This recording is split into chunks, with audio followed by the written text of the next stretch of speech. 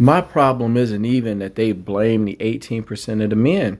That's appropriate. Blame the 18% of men. My problem is you blaming the other 82% of the men are acting like they don't exist. That's what my problem is. It's the fact that you can have the majority of black men either married or single with no kids because they're waiting to get married, and you still take the worst behaviors of the dudes that you want to fuck and spread it all across all black men. And that's not even mildly appropriate. I just don't understand that. And so black women will never en masse hold each other accountable for the men that they have kids by. They rather blame the 18% of men than the 70% of black women. Like, this isn't going over you guys' head. Y'all are just being argumentative.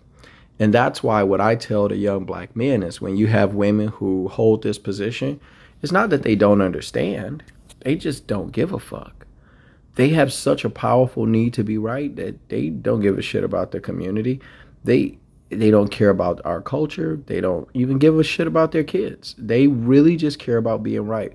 And that's why, I'm having these conversations on our behalf and showing how these ideas get pushed back against and how they come apart very easily once you question the logic of it.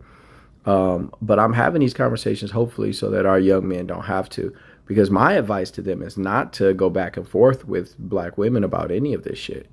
My advice to black men is to leave these type of women the fuck alone.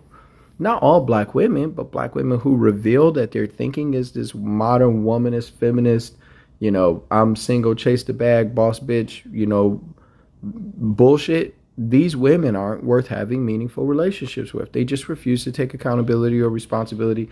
And this thing here isn't the only thing. This shows a capability of mindset to suspend reality logic, to get what you want or to stand on what you want or to just go after how you feel, independent of what you do to anybody else or say or how it affects anybody else, because you couldn't give a shit less, even though the numbers are staring you right in the face.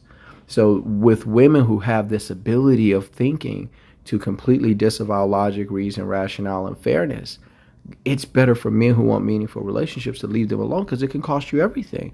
She's literally willing to burn down the world, right? To be right. And so women who are like this are no good for anything. And women are offended by that because it's such a large portion of them that behave this way.